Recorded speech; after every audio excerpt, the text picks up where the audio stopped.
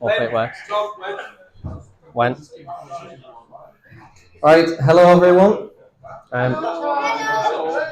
Thank you very much for coming.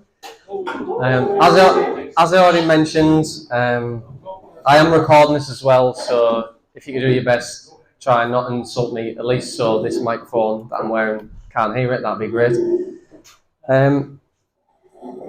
So I started off writing a season review for my sponsors, and then thought, actually, rather than doing the usual, which we do every year, where typically Phil asks me questions which I don't know what they're going to be, and then I give an answer, I thought I could give a more thorough response if I actually just write down everything that happened in the season. Now, if you care about everything that happened in the season, this is great. If you don't care so much, then it might be a little bit boring for you. Nonetheless, I've tried to include the bits that I thought were interesting during the season, and I'm going to find it difficult to be flipping the pages and holding the microphone at the same time, but you know, us boys can multitask. So, I'll start off. My 2025 Pirelli Superseries 1000 Championship started off with a really good pre-season test, Andalusia in Spain in February. I spent 4 days there altering electronic settings to understand what works for me and, more importantly, what doesn't work. Honda being quite a complex machine and there's lots of things you can adjust. I pushed the envelope as far as I dared. Given that I was coming back from only relatively recently, as in I was only ridden the bike once since I crashed at Anglesey in 2023, a significant crash, I was keen not to push the envelope too far and end up in the kitty litter upside down. So we go from it was a good test, managed to learn a few things about the electronics on the bike. But we go from the highs of the pre-season tests and lows of round one at Snetterton circuit. So basically I was plagued by an electrical issue for the full test day, which Luke and Richie will remember. It wasn't helped by the fact that I was brought down with a sickness bug as well, which affected me the most out of the household, which is not typical. Usually I'm fitting well, but for whatever reason I wasn't, and it was really affecting me a lot. I felt like I was at death's door. At 10 or so hours of trying what I thought was every possibility, so swapping wheel speed sensors, the dashboard in the bike, eventually traced it down to a broken wire in the IMU, which is the gyroscopic sensor in the bike that knows whether it's wheeling or whatever it's doing. So that was a big relief, but it was 9 o'clock at night, so at the same time I rolled into qualifying on the early hours of Saturday, having spun effectively 0 laps at Snetterton in the past 12 months. I managed to qualify 8th from 32 riders, which I was pleased with, setting my fastest ever lap by over 2 seconds. Honda has got some serious pace. Race 1, and I made a good start up to 3rd position before briefly going back to 4th, and then halfway around the first lap, another rider misjudged his braking marker, cut across the track, taking away my line, and sending me crashing to the tarmac. The bike, which was 100% fresh, without a blemish after its rebuild after Anglesey, was now rolling across the tarmac and through the grass, no fault of my own, which, as you can imagine, is pretty shit, especially what's happened the day before. To compound on this, not only did I fail to finish the race, but it also meant that I would have the displeasure of lining up stone dead last for race 2 on Sunday. Look at that multitasking now. Alright, I fucked that, didn't I? So race 2 was a hectic one. A drying track meant overtaking offline was tricky. I'd made up a lot of positions only for red flags to come out on lap 3. Yet again, something else that just wasn't going my way. This meant I had to do all the work again, but over a much shorter 6-lap dash from the scheduled 10-lapper. I pushed hard from the off and managed to overtake no less than 20 riders in those 6 laps, bringing it home in 7th position. The final race of the weekend was full dry conditions, if not a little cold. I lacked dry pace compared with the front runners, albeit less than 1 second a lap, and brought it home in 5th place, which, all things considered, had to be content with. Round 2 took place at Brands Hatch in April on the GP circuit, which is undoubtedly my favourite circuit of the year. The pre-event track day went well, but I struggled to get clear laps in due to the mixed abilities in the group. Even a competent track day rider is quite the mobile chicane these days. This is something that would be a recurring theme throughout the year. I woke up on Saturday morning to a dry circuit, ready for qualifying and confident of finishing in a good position. I hit it hard from my outlap, and you can imagine my surprise bundling a clear ways at triple figures to discover a band of soaking wet tarmac across the entire width of the track and approximately 2 to 3 metres long, coloured brown. Luckily, I'd realised in time and stood the bike up across the area of nastiness. 2 corners later, and the session was red flagged. Someone had gone down as a result of that wet patch. In the end, I qualified sixth, and we were joined by several wild cards at this round from the British Championship, which would skew the results. Races 1 and 2 were in dry conditions. I had reasonable races in both, with some. My tongue? Yeah, actually. Yeah, go on then. With some good battles, despite feeling like I was being held back, finishing 5th and 6th in those races, respectively. Both these races were cut short due to red flags. Race 3 ended up being the only time I would see a checkered flag all weekend, which just goes to show how difficult a challenge the undulating, high-speed circuit featuring lots of blind bends can be. It turned out to be my strongest race of the weekend, coming home in 3rd place overall. I was absolutely elated to get my first podium of the year, achieving only 1 in the previous season. This would go on to be the first of many. My homeland, aka God's country, would host round 3 of the championship at Croft circuit in the northeast of England and can lay claim to being in Yorkshire. Although geographically correct, I do feel like it's a stretch. Nonetheless, it's another favourite of mine, despite on paper it not looking like the greatest challenge, with it being flat. Out the back of the circuit it's extremely fast, and racing at home carries a certain kind of novelty. Perhaps it's the home support. I'm lucky enough to have a lot of family and friends willing me on to do well, and I do think it genuinely makes a difference. Not that I try any harder, but having the support makes me happy and gives me confidence. Another congested test day, but this time I had some data logging on the bike. An expensive upgrade that enables me to look more analytically at not just my own performance, but also how the bike is behaving in order to get the best from it. The amount of data available is incredible. Engine RPM, front and rear wheel speed, suspension travel, tyre slip angle, throttle position. There must be 100 different channels or more. Something worked, as I was able to achieve my strongest qualifying position to date with 2nd place. I was joined on the front row by none other than current British Superbike champion Carl Ride on his Ducati V4 practice bike.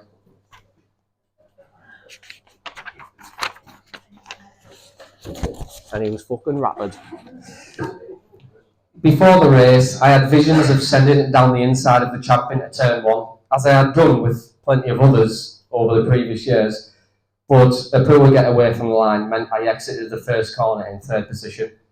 Kyle and championship regular Max Lofthouse cleared off a couple of seconds down the road, and I maintained a strong 3rd position until the checkered flag. To be racing with the British champion and finishing on the podium behind him is quite surreal. Sunday was looking wet, very wet, and if you know me at all, you'll know that I'm partial to a little bit of wet weather. The margin for error is so very small, but the rewards can be large, as even some really highly skilled riders just don't get on with the wet weather for one reason or another. Kyle had decided not to race on Sunday. Good job, because I would have caned him and all. So I lined up effectively 2nd after the good morning warm-up session on intermediate tyres. As I rolled to the grid, I was brimmed with confidence, even if this was the first time I had wet tyres fitted to the Honda. I was happy to maintain position at the start. It's a marathon, not a sprint. That you can't win at the first corner, which applies even more so in the wet conditions, as the lap time increases, and therefore the race length increases in terms of time. Lofthouse and I were in a different league compared to our competitors, comfortably pulling the gap to 3rd place of double figures within a handful of laps. I stayed glued to the back of Max and felt very much in control. Exiting tower, I realised I'd forgot to turn on my GoPro. Was I really about to win my first race in the class and not have any video evidence? No, I don't think so either. So I reached forwards to the dashboard and turned on the GoPro. I stared at the back of it, waiting for the double blink of the red LED. Success.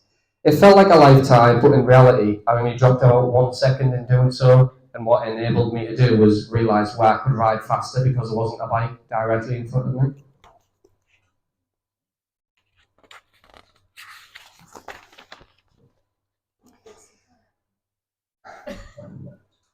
Max became aware I was right behind him, turning to look behind whilst full throttle exiting Sunny Corner with his front wheel in the air. I knew my time to strike was now. I rolled through the left-hander of the complex, right onto his back wheel, took a deeper line through the right. This will only make sense to people who's ridden Croft before, probably. But then dove down the inside into the hairpin, which is the slowest corner on the track, but in my head, it was the safest place to overtake, given the conditions that we're racing in. The pass was nice and clean and not as dramatic as I'd envisaged pulling off a pass to take the lead in this championship would be. I dropped the hammer, pulled a big gap out over Max, cutting my way through the back markers as cleanly as possible. It turned out to be a dominant and somewhat emotional, at least for me, win in the top class at no limits. Starting in the COVID-effective year of 2020, me and the team would rush to see the big boys duke it out on the 1000cc missiles, and here I am, a couple of years later, winning a race in that same championship. Now, it's not like winning a world or British championship, or any other championship for that matter, but a huge achievement not only for myself, but my family, my friends, my sponsors who helped me go racing. Without my loyal supporters, I couldn't achieve this success, and I was buzzing. The final race of the weekend was dry, and I'd already decided it was between myself and Max. We were contesting for the overall win, but who would prevail? Try as I might, I could not seem to get the gap below 1 second. I followed Lofthouse home in second place. This weekend felt like a big turning point for my season. I'd made it 4 podiums in a row, won my first race in the Pirelli Superseries 1000 Championship, and secured another PB of a woman at 22.7, which is pretty quick if you ride Croft. Donington Park GP circuit would provide the battleground for the 4th round of the championship, and this time we were joined by not only Car Ride again, taking the wins off us, but also Jeremy Alcoba. Jeremy races at World Championship level, and I got to duke it out with him whilst he was having a bit of practice, which is unreal in my eyes. Qualifying went okay. I secured a second row start, although 1 second from my PB from the year before. My times were down, but so were everyone else's. I had a reasonable getaway from the line, whilst Carl and Paul had a bit of a rubbish one. His misfortune is something I can hang on to forever. I beat the British champion into the first corner.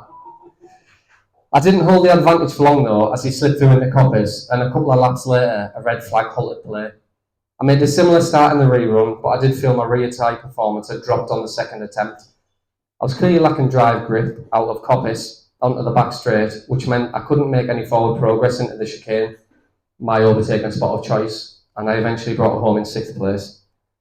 Back at the gazebo, I looked at the data and had a chat with my suspension man, Mick.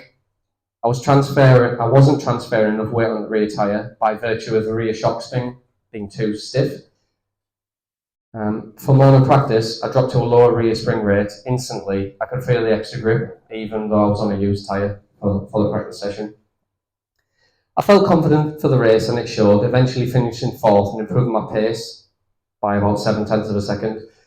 Looking at the data again, I decided to go even softer on the rear spring for the final race of the weekend. Despite getting the fastest lap of the weekend in this race, excluding British champions and world level royalty, with a woman at 31.8, I didn't put in a strong race performance to get together, and I came home in 5th place. I did have a lap or 2 with Alcoba, and even Luke can vouch for me on this one, passing him into turn 1, which was absolutely amazing. He was? Still pass him on the brakes. He was able to do that with his Kawasaki. What he was able to do with his Kawasaki was quite frankly mind-bending. And, I mean that genuinely, to ride with someone who was amongst the best in the world, regardless of what bike they're on, to see the things that they can do with a bike really is impressive. So on to round 5. We returned to Anglesey in North Wales, and despite my high-speed crash there the year before, I was not too apprehensive about going there, as I knew my front suspension was now working correctly. That said, I did approach the corner where I went down with a certain degree of apprehension for the first half of the weekend. A strong qualifying put me third on the grid, just in front of another wildcard, a British Championship rider, Jack Bednarek. Race 1, though, was all about the end. I was sat in 4th position and tried once or twice to get a run on the leader, Lofthouse, in the same area of the track where I'd properly destroyed, the bike the year before. I planned to make the overtake on the second to last lap, but my drive out of Church Corner was not good enough and I failed to draw alongside. Final lap time and the big boy pants were coming out. I managed to get a good drive as my bike slowly edged up on Max into a slipstream. The corner approaches very quickly at 150 miles an hour, but I committed, turning slightly early to get to the apex before Max. My heart was in my mouth. The pass did surprise him as he pulled in his elbow as I brushed past. I then rode what I thought was the slowest last sector of my entire life, dropping the bike onto every apex just so Max couldn't get past me. Somehow that ended up being the fastest last sector of the entire weekend. I've got no idea how that happened, but it was. Probably because I thought someone was going to grab my ass or whatever, just like chasing you. So the third race, the second race went very much the same, but I was only able to finish 4th. I couldn't get that grip out of Church Corner, and I'm assuming Max either changed rear tyre or they did something with the bike in order to get better grip out of that corner, and I just wasn't able to make that run in like I was in the previous race. The final race of the weekend was absolutely fantastic, even from our position. So Dixon and Lofthouse were battling it out, changing position what seemed like every corner, and I was hoping to capitalise. Unfortunately, that didn't happen. Myself and the top 3 crossed the line with just 0.5 seconds between us, so it was really close. But at the same time, it was really cool getting to watch them take lumps out of each other and, rubbing my hands together, but it didn't quite pay off.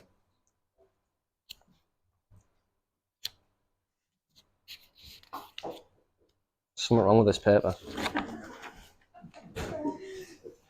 Cadwell Park in the picturesque Lincolnshire Wolds would play host to round 6 of the championship, and rather bizarrely, neither qualifying nor the race was punctuated with rain. Bizarre, as it always seems to rain when I race at Cadwell Park. Despite doing my fastest ever lap of 1 minute 31.7 in qualifying, it was only strong enough to head the second row behind Mallender, Dixon and Lofthouse, who was on pole. I made a good start up the second behind Lofthouse to end the first lap before Dixon came past me sideways into Park Bend, demoting me to third. Dixon and Lofthouse had pace that I simply did not have to pull clear of me. What I hadn't realised is I had a 10-second jump start penalty and actually finished the first lap in 17th on corrected time. Steph and Luke were conferring by phone call, so Steph watching at Hall Bends with Layla and Luke doing my pit board about what to put on my board so that I would know that I had a penalty. In the end, it turned out to be nothing, which is a good job because I can't really see the board anywhere when I'm going past it. Yeah, I guess they didn't want me flapping, but it is hard to read at that speed. So despite crossing the finish line 12 seconds in front of 4th place on the road, it was actually just a 2-second margin. So I was pretty lucky to get away with maintaining 3rd place. Race 2 was a repeat of race 1, but without the jump start, finishing in 3rd place again. Having made some changes to the bike for race 3, it was feeling better. However, the circuit, which if you've ridden Cadwell Park, really is quite physical, especially when you try to ride one of these around. And it was definitely taking its toll on me. So I got past by Butterworth and thought, right, yeah, just chill out. You can go again. This will be okay. And then I tried to go again and nearly crashed at the mountain and thought, fuck this, I go on holiday tomorrow. So I just kind of reined it in a little bit and brought it home in a solid points position. I was happy with my weekend's performance and I smashed my PB. I ended up doing a 1 minute 30.5 and I never thought I'd be able to do that kind of time at Cadwell Park, but I'll be pushing for under 1 minute 30 next year. Lofthouse and Dixon had something that I just didn't have in my locker at Cadwell Park, most likely more experience of racing a 1000cc bike at that track. Now, on to Oulton Park, which is undoubtedly my bogey track of the season. Due to the noise restriction, the event usually takes place on a Friday, Saturday, rather than typical Friday, Saturday, Sunday at all other circuits. So this means that you only get 2 races there per year, And when you couple that with the fact that I didn't get to race with no limits then the year before because of my crash at Anglesey, I was certainly on the back foot. So I went in that weekend with the idea pretty much of getting through it. It was a damage limitation type exercise, try not to lose too many points in the championship fundamentally. The whole event was punctuated with heavy rain. So it was wet, dry track, which is not very good for getting your eye in, especially at somewhere that you're not too hot at really. With a last minute scramble to fit some scrub slicks for qualifying on the now drying track, I qualified 6th with 3 wildcards in front of me who were there getting practice for the British Championship that will be there in a couple of weeks. Race 1, I made a typically strong start before being shuffled backwards by the riders around me that were quite simply faster than me, and I finished in 6th place. After a long drawn-out afternoon due to multiple crashes and spells of bad weather, race 2 did not go ahead. Another year with very little run at Oulton Park. Thankfully for me, we're not racing there next year, so championship's looking better already. Although, it must be said, I do enjoy it. For some reason, I'm just shit. The season finale was held at Donington Park on the GP circuit. I was full of confidence to have a good result here. I had data from the last visit in July, and I also had the fastest lap, albeit extremely narrowly, from the regular championship contenders. Jack Bednarek and Phil Crow would join us as wildcards this weekend. I qualified 2nd on the grid behind Jack using scrub tyres.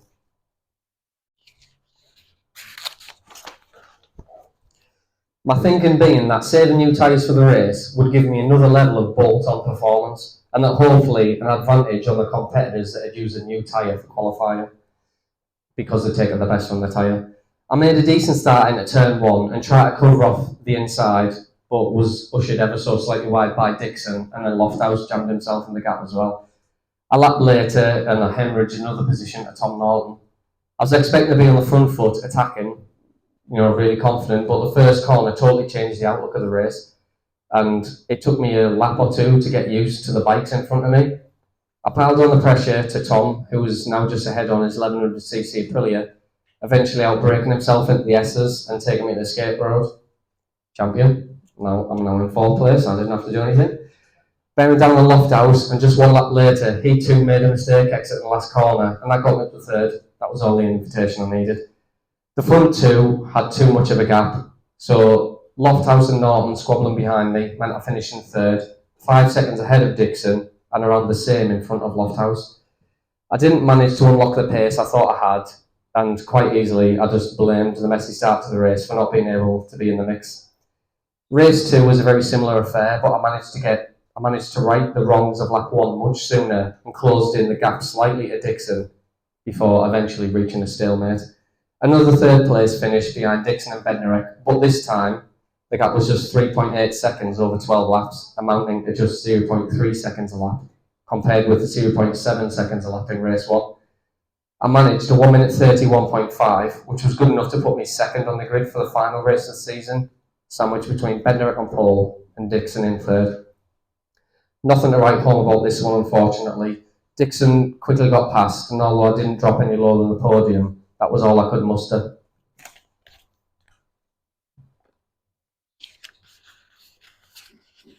My fingers are dry.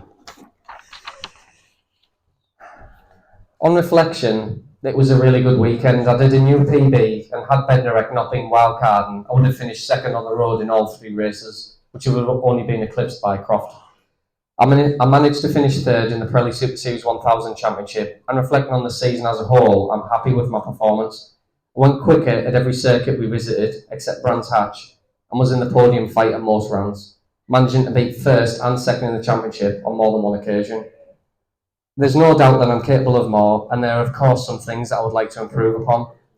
I managed to keep the bike rubber side down all season, apart from the round 1 race 1 incident at Snetterton, which in itself is a huge achievement. Something I'm hoping to carry into 2026, which is likely my last full season racing bikes. Financially, it's tougher than ever. We've all seen how much a basket of shopping costs now at your local supermarket compared with a few years ago, and racing is no different. A pair of tyres was £307 when I started in 2020, and the tyres I now use are £480 a pair, and I use more of them. The rising costs are the single most difficult obstacle to overcome, and in that vein, if any companies or individuals would like to sponsor me for 2026, I'll be more than willing to accept your offer.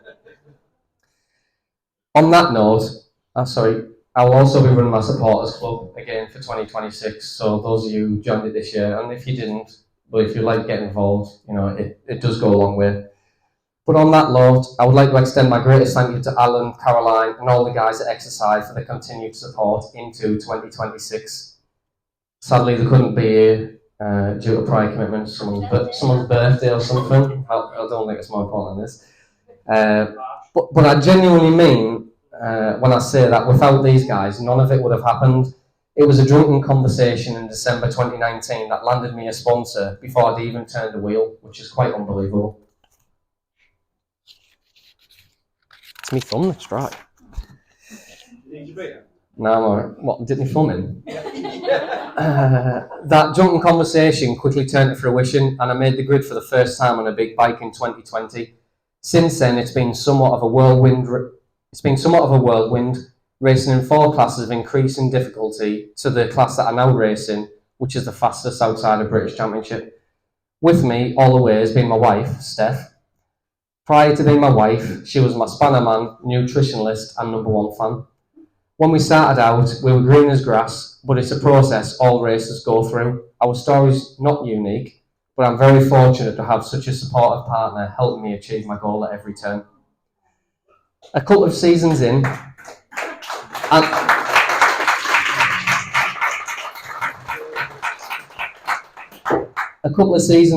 and with the impending arrival of Layla, we needed help, and that came in the form of Richie. An experienced bike mechanic, and for those of you that don't know, an ex-TT racer too. He is an integral member of the team, and his dedication is remarkable, riding his trusty C-Beta circuits all over the country, and rewarded primarily with food, which he loves.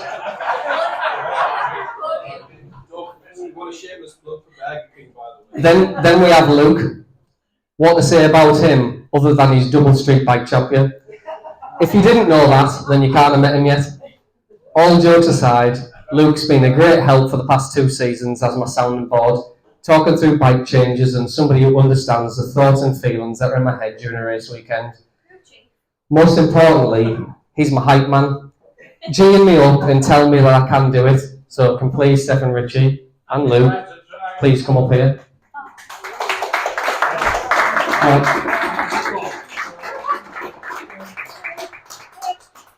I would also like to give a special thank you to my dad for believing in me and pushing me to do better. I might never have got on 2 wheels if it wasn't for him. Over the years, we've had some great laughs with the bikes, and I'm forever thankful that he got me into it. Now, my final thanks are to all my other sponsors and supporters, Helmet City, Hartlepool Motorcycle Service Centre. Fucking it's hard. Gladstone Turbines, Northeast Customs, MS Race Development, GB Racing, Dino Bike, Hell Performance, Race Fasteners, Easy Grip, and last but not least, all of my Tommy Fielden Supporters Club. If everyone could join me in applauding the team that makes it happen, then I'd appreciate it.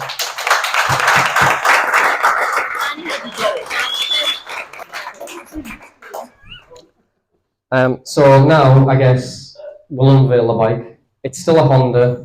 There's no surprises there, but we'll lift it up and you're just going to have a look. Thank you very much. Hold on.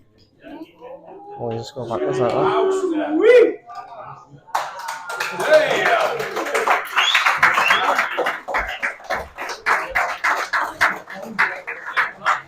Cheers, everyone.